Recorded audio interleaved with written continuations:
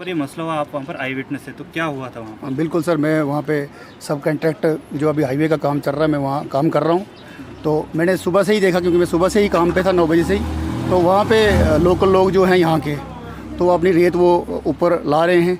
Local लोग वहाँ काम कर रहे थे। इसी बीच गंती बेलचे लेके कोई 7-8 लोग जो हैं, जो घड़सू से हैं, ताल्लुक उनका घड़सू से है, उन सभी को हम जानते हैं।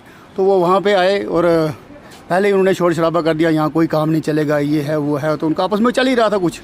तो उसके थोड़ी ही देर के बाद हमारे ठाकुर साहब वहाँ थे, डीडीसी वहाँ पे थे, तो मैं भी इनके पास गया। जैसे ही मैं इनके पास, अभी हम बैठे ही थे, तो उधर से एसएचओ साहब की गाड़ी आती है।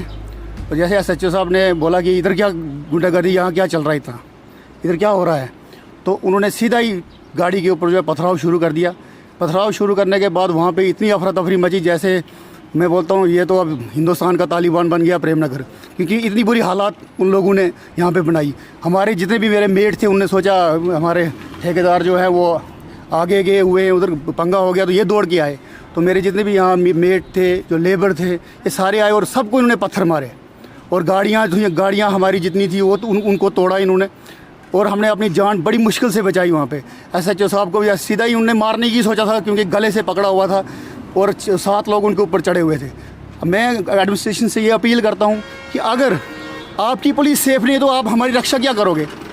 एसएचओ वहाँ पे अकेला एसएचओ को मारा जा रहा था, बाकी पुलिस कोई कार्रवाई नहीं कर रही थी। उसी बीच बचाव कर, उसको बचाने की कोशिश कर रहे थे। बाकी उन्होंने अपनों के हाथ में डंडे थे, उनको अगर 7 बंदों को 10 बंदे मारते तो 7 बंदों की हिम्मती क्या थी एसएचओ के ऊपर हाथ उठाने की। उसके बाद मैं यही बोलता हूँ कि अपील यही है कि जल्द से जल्द, अगर आज के दिन उन्होंने इनको अरेस्ट नहीं किया गया, क्योंकि आज हमने खुद देखा है कि प्रेमनगर में इतनी बुरी हालात की, इन्हें अरेस्ट नहीं किया तो कल से चक्का जाम होगा। एडमिनिस्ट्रेशन खुद जिम्मेवार होगी कि जिन्होंने पुलिस के ऊपर हाथ उठाया, अगर वो अरेस्ट नहीं हुए तो कल से फिर एडमिनिस्ट्रेशन खुद ही जिम्मेवार होगी, करना क्या हमें। धन्यवाद। आपका नाम सर और क्या मसला हुआ था? मेरा नाम बसंतराज ठाकुर है, बीजेपी से ताल्लुक़ रखता हूँ।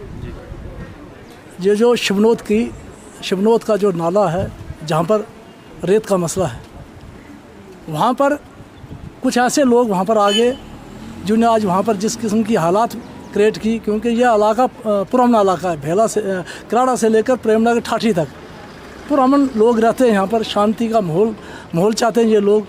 अगर उनका कोई मसला था, उनको बात करनी चाहिए थी। मैं खुद वहाँ पर, मैं भी सुबह गया तो मुझे बुलाया गया था बात करने के लिए। हम कोशिश कर रहे हैं भाई, बात करो, बात करके जो भी आपका मसला उसको देखेंगे हम। मसला तो जहाँ के जो लोकल लोग हैं उनका मसला है, उनसे सारी बात चल रही थी। वो बीच में लोग आगे जिस तरीके का जो उनने वहाँ पर हथकंडा अपनाया, उसकी हम पूरी मजम्मत करते हैं। और जो भी ये लोग ऐसे लोग हैं, उनको यानी मैं कहता हूँ कि सरकार की तरफ से सख्त सज़ा होनी चाहिए और इनको एकदम पकड़ा जाना चाहिए। आज भी लोग प्रेमनगर के मुकाम पर लोग आज प्रोटेस्ट करने के लिए तैयार थे। हमने इनको हाथ जोड़कर रोका है। अगर पुलिस कार्रवाई करती है तब तो ठीक है, नहीं करती है तो कल हो सकता है ये लोग यहाँ पर प्रोटेस्ट करें, क्योंकि पूरा तरीके से लोग रहना चाहते हैं यहाँ पर। सर वहाँ पर वो जो उन्होंने रोड ब्लॉक किया था, वो क्यों किया था रोड ब्लॉक? उनका क्या मुतालबा था? उनका मुतालबा देखो, कहीं वो कहते हैं जी हम भी यहाँ पर काम करते हैं। भाई काम करते हो, अच्छी बात, काम करते हैं, ये कोई तरीका थोड़ा है कि आप आकर पुलिस, हमारा ठाठी का एसएचओ कहीं उसके घर में कोई किसी की डेथ हुई थी, वहाँ जा रहा था और उसको जो ही गाड़ी में देखा तो पथराव शुरू हो गया। भाई वो कोई तरीका है? सुनने में आया एसएचओ भी जख्मी है, तो वो कहाँ तक सच है? एसएचओ बेचारा सीरियस है, क्योंकि उसको कहीं हमने सुना कि अब पथराव जब शुरू हो गया तो हम सब तितर बितर हो गए वहाँ पर। उसको कहीं आंख में लगी कि कहाँ लगी, बेचारे को डोडा हॉस्पिटल में लिया गया है। मैं कहता हूँ कि इतनी बड़ी गुंडागर्दी मैंने कभी देखी नहीं, इतनी बड़ी मिलिटेंसी यहाँ पर थी। जो एडमिनिस्ट्रेशन, उनसे क्या रिक्वेस्ट करेंगे? हम एडमिनिस्ट्रेशन को यही बात बोल रहे हैं कि जो भी ये लोग हैं, इन लोगों को जल्दी से जल्दी अरेस्ट किया जाए, ताकि इलाके के अंदर कोई ऐसी हालात ना बने जिससे कोई यहाँ पर कोई ऐसा हालात पैदा ना हो जाए जो संभालनी मुश्किल होगी एडमिनिस्ट्रेशन को। एडमिनिस्ट्रेशन से हमने खुद मिलकर भी बात की और आपके मीडिया के थ्रू भी हम ये बात करनी चाहते हैं कि उन पर कार्रवाई करनी चाहिए, चाहे जो भी है, क्योंकि इस किस्म के हालात और गुंडागर्दी को हरगिज़ बर्दाश्त नहीं करेंगे। पुरअमन तरीके से रहना चाहते हैं लोग। काम जो है देखो, लोकल लोग हैं वहाँ पर, लोकल लोग काम कर रहे हैं। अब बाहर से आकर कोई, और उसने करना भी है काम किसी के पास, तो कोई बात करके करना है ना, कि ज़बरदस्ती सीनो जोरी से। Thank you. धन्यवाद आपका भी। मैं बिलाल अहमद, मजदूर डिस्ट्रिक्ट यूनियन प्रेसिडेंट। आज जो प्रेमनगर में यहाँ शुभनोद में जो वाक़ा पेश आया, सबसे पहले मैं उसकी मजम्मत करता हूँ। जहाँ तक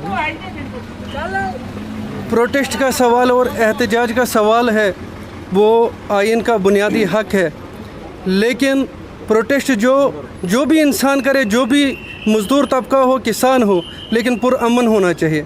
जिस तरह की उन्होंने हरकत की है, जो समाज के अनासिर हैं, जो उन्होंने SHO साहब के ऊपर हाथ उठाया है, इसमें मैं इतना ही कहूँगा कि उनके ऊपर सख्त से सख्त कार्रवाई होनी चाहिए, ताकि आइंदा कोई ऐसा वाक़ा पेश ना आए। क्योंकि हमारा चिनाब वैली आज तक 1947 से लेकर आज तक पुरअमन रहा है। इसमें जहाँ तक SHO साहब की बात है, तो ऐसे SHO साहब हमें शायद दोबारा नहीं, मतलब और कोई नहीं मिलेंगे। बहुत अच्छे SHO साहब हैं, बहुत अच्छी एडमिनिस्ट्रेशन चलाते हैं। तो जब ये वहाँ पे कहीं काम से जा रहे थे, तो जिस तरह से हमने वहाँ पे सुना, वो अफसोसनाक है। सर, अभी क्या एडमिनिस्ट्रेशन से अपील रहेगी आपकी इस मुताबिक? हमारी एडमिनिस्ट्रेशन से यही अपील है कि फ़ौरन से फ़ौरन उनके मतलब वो अरेस्ट होने चाहिए, और कानूनी जो कार्रवाई है वो सख्त तरीन होनी चाहिए, ताकि आइंदा कोई ऐसा हरकत ना कर सके। क्योंकि इससे पूरा मज़दूर तबका इससे जो बदनाम होता है।